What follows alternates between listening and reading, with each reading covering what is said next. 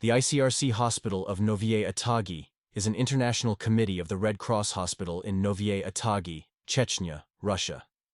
It was evacuated in December 1996 when members of the expatriate team were assassinated during an early morning raid by an unidentified armed group. The decision to create this hospital was made at the end of the First Chechen War, in a context of great insecurity. During the Battle of Grozny in August 1996, many hospitals had been destroyed. It was completed in September 1996. A mission of evaluation of the ICRC left Geneva and arrived in the city of Nalchik in Kabardino-Balkaria on August 18.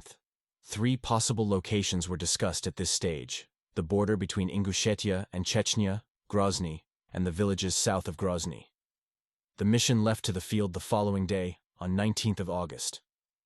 In Ingushetia, the local authorities proposed a location to establish the hospital. The mission left then to Chechnya and returned to Nazran on 21st August, proposing the site of Novye Atagi. This village is located in Chechnya, approximately 20 kilometers in the south of Grozny. The village was considered a neutral place, the location where the negotiations between the Chechen resistance movement and the Russian authorities were held. The representatives of the village had guaranteed the safety of ICRC. They had also explained the local tradition of protection of guests. It says that an host lost his honors if his guests undergo some aggression while under his roof. The head of the mission of evaluation managed to obtain the support by the delegation for his proposal. It was then transmitted to the headquarters in Geneva, which, reticent at the beginning, ends up agreeing. The option Ingushetia was thus abandoned with the explanation that the Chechen fighters would not be in safety on Russian territory. It was necessary to apologize to the Ingush authorities for not adopting their proposal. This decision seemed hurried to certain staff members. It appeared to them that the possibility of obtaining guarantees of safety on behalf of the Russian authorities for the transport and the treatment of wounded in Ingushetia had not been sufficiently explored. They recalled the Afghan context in which wounded mujahideen were transported to Kabul to the hospital of the ICRC under its protection.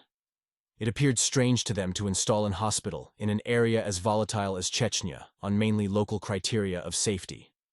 They underlined that an hospital is a heavy structure, difficult to evacuate quickly and discreetly in the event of danger. From the beginning, the hospital was presented fulfilling 2 roles. Beyond its main function of providing medical care, it was to show an example of what is medical neutrality in a context in which hospitals are more often a target than a protected place. The number of expatriates present in Chechnya until then was very limited. With the opening of the hospital, this number exploded. The policy of safety was now based on a maximum visibility of the ICRC activities. As soon as the decision was taken, an international medical team gathered by the ICRC left Geneva. It found all the material needed to assemble a field hospital in Nazran, provided by the Norwegian Red Cross, with Norwegian technicians accompanying it. Together, they left Nazran for Novye Atagi. The hospital was assembled very quickly and opened on 2nd September. The expatriates' staff was immediately submitted to very intense pressures from the local authorities to recruit always more personnel among the inhabitants of the village. On 18th September, the Arab warlord Ibn al-Khattab penetrated the enclosure of the hospital with several armed men, demanding that the ICRC withdraws immediately all the flags carrying the Red Cross which marked the hospital. A compromise was reached and the number of flags simply decreased. On 21st September, it was announced during a meeting that impacts of bullets had been found on the external walls of the expatriates' residence. The commander of the village promised that the neighborhood of the compound will be watched more carefully. On 26 September, the pressures for recruitment of ever more local staff led to the abduction of the head of office and of the expatriate administrator by the same commander who was supposed to protect the team. They were, however, released the very same day, and the commander was replaced as a result of the incident. The site that was provided for the hospital in Novye Atagi was an old, unused school made up of several buildings distributed in a vast compound. The main building became an hospital with 2 operating theaters. The annex units, sterilization room, admission, emergency room, blood bank, radiotherapy room, physiotherapy and training room, an intensive care unit for a maximum of 7 patients and 6 wards, making it possible to receive a little more than 60 patients. A second building was used as a refectory and pharmacy. The third one became a restroom for the expatriate staff. the fourth was transformed into their residence, and the fifth was the workshop. A sixth building was in a rather bad condition and was renovated to serve as administrative offices. The restoration of all these buildings was planned and work quickly started. The active fighting had stopped since 15th of August, and the peace agreement between the Russian representatives and Chechen fighters was signed on 31st August in Khasavyurt, Dagestan. As a result, the number of patients of the hospital was constantly reducing, and there did not seem to be any need for more hospital beds. In the event of surge of wounded beyond the capacity of the provided buildings, the ICRC would have accommodated the slightest wounded in tents, as the Norwegian field hospital was delivered with large marquees. In comparison with another ICRC operation in Quetta, Pakistan, the hospital admitted 120 patients in buildings, and the capacity being up to 280 by using marquees. The winter climate there being as cold as it is in Chechnya. Soon there was a discussion about how to increase the capacity of the hospital by constructing additional buildings. The head of office in Novye Atagi at that moment, and the head builder, however, were against this idea. A meeting took place on 24 September. The project of extension was reduced to 2 rooms. Nevertheless, plans were kept for the construction of a new wing for the hospital comprising several rooms, extending the capacity to 150 beds, and also with an option to extend the pharmacy and the workshop. The tent option was rejected by reasoning that one cannot provide same comfort in a developed country like Russia than in Pakistan. Once the building work started, the problems of recruitment and monitoring of local staff were amplified. Quickly, there were more than 100 laborers working on the construction site, and it became almost impossible to control all the movements on and off the site. In addition, the importance and the size of the contracts entered with local contractors caused many frustrations and jealousies among them, further increasing tension. From November onwards, security incidents in Chechnya increased in number and seriousness once the date of the upcoming presidential elections were announced. On 20th November, a delegate was abducted for a few hours by an armed group, which apparently hoped to get one of their friends released by the Russians. He was freed on pressure of the highest Chechen authorities. In the early morning of 24 November, a group of armed individuals entered the hospital compound. They entered the radio room, which was located on the ground floor of the expatriate residence building, and proceeded to disassemble the radio installations and steal all the equipment. Hearing noise from upstairs, the head of the office went down to have a look. The robbers, being surprised, tackled him and shoved him into a corner and threatened him with a revolver to the temple. They left a small note whose translation said, "This here is for all the evil that you do." At the same time, 2 local employees of the Organization for Security and Cooperation in Europe, OSCE, were kidnapped in Grozny to be released a few hours later. During their debriefing, they explained that their kidnappers sought expatriates of the OSCE or ICRC, and that if they had succeeded, the incident would have been much more serious, perhaps even murder. During a meeting of the ICRC in Grozny, someone asked why small organizations were still present. An expatriate of Merlin and 2 of MSF France were not mentioned. The conclusion was that a blow to the 2 most visible organizations would attract much more media attention. As a consequence, additional safety measures were implemented.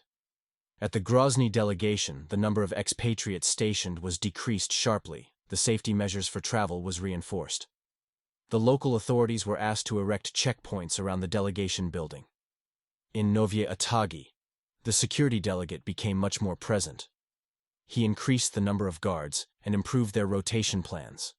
But the ICRC, according to its principles, still refused to provide them with weapons. Checkpoints were also requested from the authorities, which promised them but didn't really implement them. The number of expatriate personnel was slightly reduced. 1 position of a teaching nurse was abolished, and longer absences for rest and relief were introduced. A short time before the massacre, the number of patients had fallen as low as 35. There were many chronic cases, bone infections and stump revisions, a few fresh cases, and very few emergencies. A first group of local nurses had been put on standby for this reason. Some expatriate nurses started to feel bored, others occupied themselves by organizing teaching events. The hospital team unanimously asked not to replace 2 of them who were about to finish their assignments. Substitutes, however, arrived, only to die 1 week later. Through information from the Grozny office, the medical team knew the hospitals in the city had started to work again. Some started to realize the gap between the constantly decreasing importance of the medical role of the hospital in Novye Atagi on one hand, and the constantly increasing risks taken on the other. However, it was difficult to suggest the closing of an hospital that was still under construction. Others spoke more and more about the secondary role of the hospital, to be an example of medical neutrality. It had to be shown that an hospital must remain a protected zone, without armed protection. It was also mentioned that even if this hospital did not have as many patients, it was still an outstanding project that got the operation of ICRC financed. At this time, ICRC was almost the last international humanitarian aid organization still present in Chechnya. On 17th of December at around 3:30 a.m., a group of between 5 and 10 men, masked and armed with silencer guns, penetrated the enclosure of the hospital. They directly proceeded to enter the residential building where most of the expatriate staff was asleep. The building was a 2-story building with 2 entrances leading to the 2 separate wings. Methodically, they tried to enter the bedrooms where they found the doors were mostly unlocked and proceeded to kill the occupants. Where they found locked doors, they tried to force their way, smashing the doors. All in all, 6 nurses and a construction engineer died. The head of office was wounded by a gunshot and left for dead. Following people were killed in the attack: Fernanda Collado, an ICRC nurse of Spanish nationality; Ingeborg Foss, a nurse from the Norwegian Red Cross; Nancy Malloy, a medical administrator from the Canadian Red Cross; Gunhild Michaelbust, a nurse from the Norwegian Red Cross; Cheryl Thayer, a nurse from the New Zealand Red Cross; Hans Elkerbout, a construction technician from the Netherlands Red Cross. The attackers met 2 local Chechen staff members and told them in Chechen language to get out of the way, clearly indicating that the purpose was to assassinate expatriate staff. After a burst of gunfire from an automatic weapon in the courtyard of the hospital, most likely by one of the guards in the compound, the attack was aborted, and the masked men left the hospital compound in a hurry. The guards then called the Chechen military commander of the village, which arrived accompanied with armed men at around 4 o'clock hour in the morning. The survivors discovered the dead bodies, took care of the wounded, and gathered themselves while waiting for dawn. A crowd of inhabitants of the local village congregated to comfort and protect them. Chechnya's security chief, Abu Movsayev, has accused Russian secret services of organizing the killing of the ICRC workers and of the 6 Russians who died the following day. The Federal Security Service of the Russian Federation, FSB, have denied involvement, and the Russian Interior Ministry accused the Chechen leadership of being unable to protect people from rampant banditry. Various sources indicated involvement of either Adam Deniev or Arbi Barayev. A convoy left Novye Atagi at the end of the morning bound for Nalchik, transporting the survivors and dead bodies. Passing through Grozny, they reached Nalchik around 7 p.m., after 8 hours driving through snow. The wounded was evacuated 1 hour after arrival to be hospitalized in Geneva, Switzerland. The following day, 18th of December, was marked by a debriefing session of the remaining 13 surviving expatriate staff of the hospital. The session was led by a psychologist responsible for stress management at ICRC, especially flown in from Geneva. Each person got an opportunity to give their own account of the night, sharing their emotions with the group. In the afternoon, the team gathered at the mortuary in Nalchik to coffin the bodies of their colleagues. At the end of the day, a long convoy, made up of a truck and about 15 vehicles, left the city in direction of the airport of Mineralnije Vody, located at a distance of about 100 kilometers. A ceremony took place in a hangar of the airport, the coffins being covered with the flag of ICRC. 100 people were present: the survivors of the drama, other delegates who were going to accompany the bodies to Geneva, but also all those which remained.